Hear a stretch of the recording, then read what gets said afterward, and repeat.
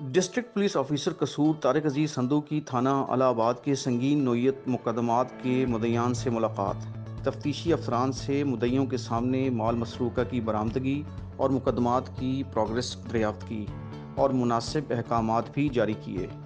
इस मौके पर DPO का कहना था कि तमाम पुलिस अफसरान खिदमत व खलक के जज्बा के तहत लोगों के लिए आसानी पैदा करें।